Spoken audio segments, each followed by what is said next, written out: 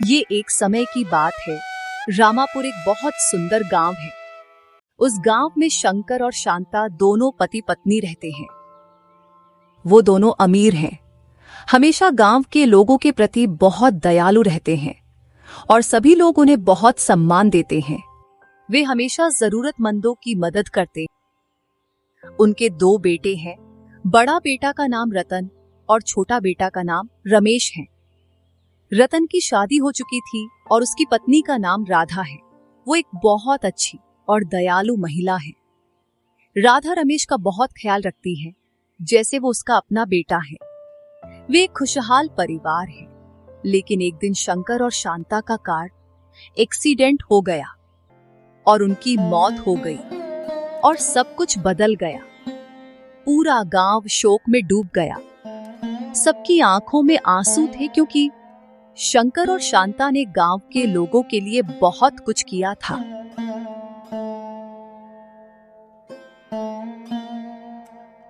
अब इस घटना के बाद रतन और राधा पर परिवार की जिम्मेदारी आ गई। रतन ने पहले से कहीं अधिक जिम्मेदारी महसूस की, लेकिन कुछ ही दिनों में वो बदल गया है। गांव के लोग जो पहले उसे सम्मान देते थे, अब उसके साथ थोड़े सतर्क रहने लगे। उसका व्यवहार अब थोड़ा कठोर हो गया है। लेकिन रमेश, जो हमेशा अपने भाई को आदर्श मानता था, फिर भी उसे समझने की कोशिश करता रहा। रतन का व्यवहार सच में बदल चुका है। पहले वो शांत और समझदार था, लेकिन अब वो अपनी बातों में कठोरता दिखाने लगा। रमेश को लगता कि ये बदलाव शायद दुख और जिम्मेदारी के कारण था। लेकिन एक दिन जमींदार की बातों ने उसके मन में एक सवाल खड़ा कर दिया। अब जानते हो तुम्हारे भाई ने तुम्हारे पीछे क्या साजिश की है? ये सुनकर रमेश गुस्से में आ गया और उसने कहा, आप मेरे भाई के बारे में क्या पता है? वो मेरे लिए भगवान के समान है। आप जो भी कहते हो जरा ध्यान से बोलो। शांत हो जाओ रमेश, क्यों गुस्सा हो रहे हो? मेरे पास कहने का वजह है। सुनो, मैं हमेशा चाहता हूँ कि आप खुश रहो, इसीलिए मैं ये बात कहने आया हूँ। तुम्हारे भाई ने सारी जमीन अपने नाम कर ली है। क्या आप इसके बारे में कुछ पता है? नहीं, मुझे इसके बारे में कुछ नहीं पता, लेकिन मुझे इस जमीन और संपत्ति से कोई मतलब नहीं है। मुझे बस इतना पता है कि मेरा भाई और भाभी मेरा बहुत देखभाल करते हैं। अगर उन्होंने कुछ किया है तो इसके पीछे कोई कारण होगा। जमींदार की बातें रमेश को परेशान करने लगी। वो सोचने लगा कि क्या वाकई कुछ गड़बड़ है, लेकिन उसका दिल उसे ये कहता रहा कि उसके भाई का दिल सच्चा है। फिर भी गांव में ये बात फैलने लगी और लोग रतन के बारे में बातें करने लगे। एक दिन रतन की पत्नी राधा ने रतन से सवाल किया, गांव में सब लोग हमारे परिवार के बारे में बात कर रहे हैं। मैंने कुछ सुना है, क्या वो सच है? क्या आप सारी संपत्ति अपने नाम कर ली है? रमेश के भविष्य का क्या होगा? रतन गुस्से में आ गया और राधा को डांटते हुए बोला, तुम इन सब बातों में क्यों शामिल हो रही हो? ये मेरा घर है और तुमको जो भी मैं कहूं उसे मानना होगा। अगर मैं कहूं बैठ जाओ तो बैठ जाओ, और अगर मैं कहूं खड़े हो जाओ तो खड़े हो जाओ। रमेश ये सब सुनकर बहुत दुखी होता है, क्योंकि उसका बड़ा भाई अपनी भाभी को डांट रहा था। वो कुछ कहने लगता है तो रतन गुस्से में कहता है, रमेश, ये मेरा घर और संपत्ति है, सब कुछ मेरा है। मुझे तुमसे और तुम्हारे सवालों से कोई फर्क नहीं पड़ता। मैं अब तुम्हें सहन नहीं कर सकता। मुझे समझ नहीं आता कि हमारे माता पिता ने इतने साल तुम्हें क्यों सहा। तुम इस घर से चले जाओ।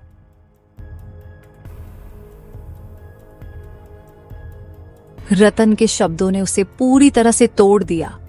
रमेश बहुत दुखी होकर वहां से चला जाता है।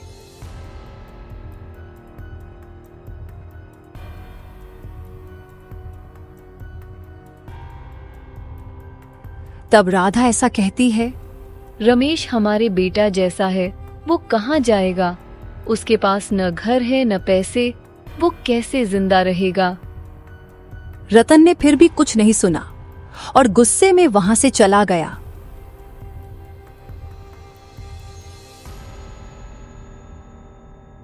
हे भगवान, मेरे बच्चे की रक्षा करना।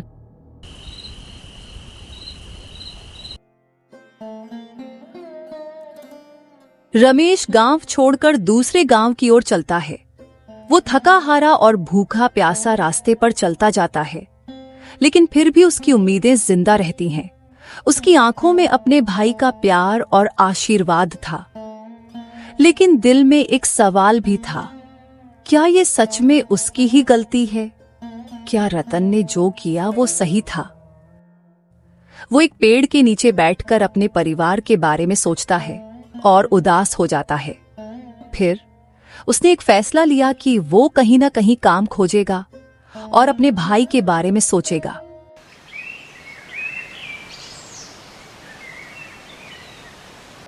अगले दिन रमेश फिर उसी पेड़ के नीचे बैठ गया। बहुत भूखा था। उसने सोचा कि वो किसी काम की तलाश करेगा और नए गांव में रहकर अपनी तकलीफों को कम करने की कोशिश करेगा।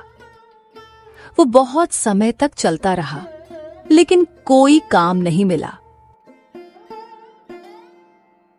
एक दिन वो चक्कर खाकर गिर पड़ा। उसी गांव के लोग उसे देख रहे हैं, लेकिन कोई भी उसकी मदद नहीं कर रहा है। तभी सुंदर नाम का एक आदमी ने उसे देखा और तुरंत उसे अपने घर ले गया। सुंदर वैद्य को अपने घर लाता है और उसकी इलाज करवाई। रमेश ने सुंदर को धन्यवाद किया। आपका घर कहाँ है? मैं आपको छोड़ देता हूँ। रमेश सोचने लगा कि क्या कहे और कहा। मेरा कोई घर नहीं है और न कोई परिवार। मैं अकेला हूँ। मैं भी अकेला हूँ। अगर आप ठीक हो तो आप मेरे साथ रह सकते हो। मैं आपके लिए नौकरी खोज सकता हूँ। रमेश उस दिन से सुंदर के घर पर ही रहता है और दोनों मिलकर काम करने लगते हैं। धीरे धीरे वे अच्छे दोस्त बन जाते हैं और रमेश को लगता है कि ये वहां अपनी नई जिंदगी शुरू कर सकता है।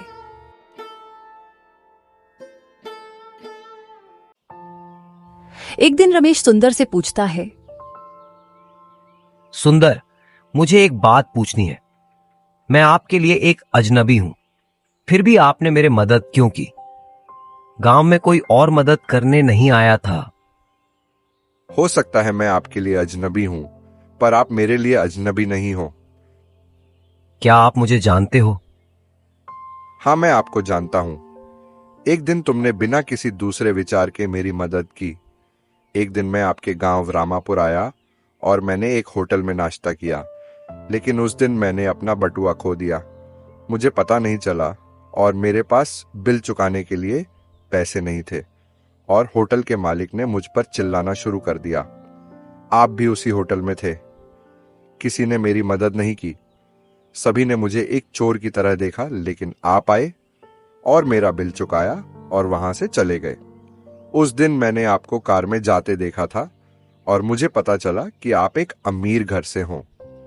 उस दिन इलाज के बाद आपने अपनी कहानी नहीं बताई, लेकिन मैंने आपको मजबूर नहीं किया, क्योंकि मैं आपकी इज्जत करता हूं। रमेश चुपचाप बैठा रहता है और फिर धीरे धीरे अपनी पूरी कहानी सुंदर से कहता है। आप अपने भाई के साजिश की शिकायत राजा से क्यों नहीं करते? राजा अवश्य आपकी सहायता करेंगे और आपको उचित न्याय देंगे। नहीं सुंदर, मैं अपने भाई के खिलाफ नहीं जा सकता। वो मेरे लिए भगवान है और सब कुछ है। मुझे संपत्ति से कोई फर्क नहीं पड़ता। मुझे सिर्फ अपने भाई का प्यार चाहिए। और मैं अपने भाई के स्वभाव के बारे में भी जानता हूं। वो जो कर रहा है उसके पीछे कोई मजबूत कारण अवश्य होगा। रमेश की बातें सुनकर सुंदर को बहुत बुरा लगता है। कुछ दिनों बाद एक दिन सुंदर बीमार हो जाता है और रमेश गांव के वैद्य को घर ले आता है। वैद्य ने उसकी बीमारी के बारे में बताया और कहा कि सुंदर का इलाज करने के लिए और पैसे की जरूरत है।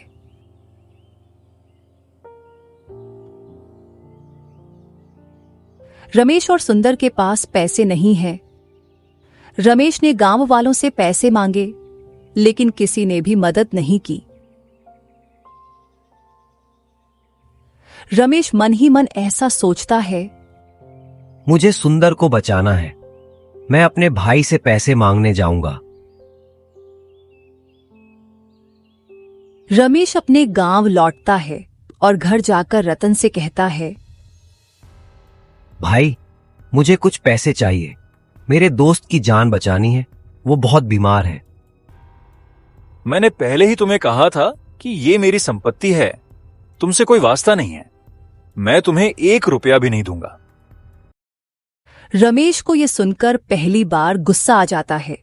उसने कहा, मैंने आपसे पैसे अपनी खुशी के लिए नहीं मांगे। मैंने पैसे अपने दोस्त की जान बचाने के लिए मांगे थे। मैं जानता हूं कि मुझे क्या करना है। रमेश गुस्से में वहां से निकल जाता है।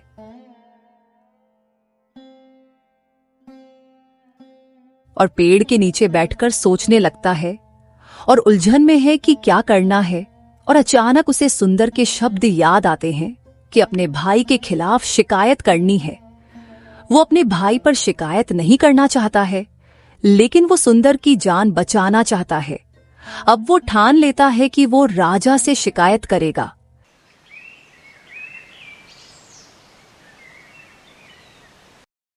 रमेश राजा से मिलने जाता है। आप कौन हैं? मेरा नाम रमेश है। मैं रामापुर से आया हूं। मुझे राजा से मिलना है। सैनिकों ने रमेश को महल में प्रवेश करने दिया और वो राजा से मिलता है। रमेश महाराज के पास जाता है और पूरी कहानी बताता है। ठीक है रमेश, हम तुम्हारी मदद करेंगे। मेरी सेनाएं तुम्हारे भाई के बारे में पूरी जांच करेंगे, लेकिन इसमें कुछ समय लगेगा। तुम्हें घबराने की जरूरत नहीं है, हम तुम्हारी मदद करेंगे। तो इसमें समय लगता है। फिर आप अपने दोस्त की जान कैसे बचाएंगे? आपके पास उसकी जान बचाने के लिए ज्यादा समय नहीं है। चिंता मत करो, मैं अपने राज्य के वैद्य को सुंदर के इलाज के लिए भेजूंगा। मैं अपने राज्य के लोगों को पीड़ित नहीं देख सकता, और मैं जल्द से जल्द आपकी समस्या का समाधान भी करूंगा। नमस्ते महाराज। वैद्य ने सुंदर की जांच की और उसकी बीमारी ठीक की। राजा के आदेश पर रमेश के भाई के खिलाफ जांच शुरू होती है। कुछ दिनों बाद सुंदर पूरी तरह से बीमारी से ठीक होता है। कई दिन बीत गए। सैनिकों रमेश के लिए आए। रमेश, महाराज तुमसे मिलना चाहते हैं और तुम्हारी समस्या पर चर्चा करना चाहते हैं। रमेश सैनिकों के साथ राजा से मिलने राज्य जाता है।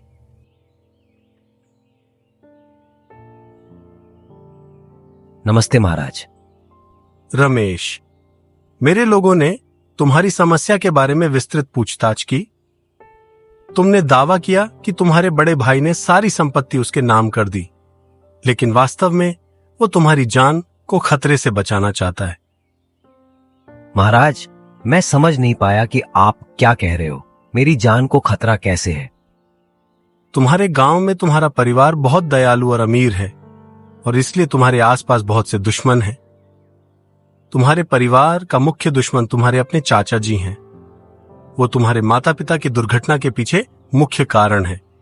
उन्होंने संपत्ति की खातिर पूरे परिवार को मारने की योजना बनाई थी। ये सुनकर रमेश चौंक जाता है। राजा कहता है, तुम्हारे चाचा जी की साजिश जानने के बाद तुम्हारे भाई ने तुम्हें बचाने के लिए सारी संपत्ति अपने नाम कर दी, ताकि कम से कम वो तुम्हारी जान बचा सके। और बाद में वो मेरी मदद के लिए मेरे पास आया। तुम्हारे चाचा जी अब मेरे पास हैं। तुम अपने भाई के पास जा सकते हो, जो तुम्हें बेटे की तरह बहुत प्यार करता है। रमेश खुश हो जाता है और सुंदर के पास भागता है और सारी बातें कहकर खूब रोता है।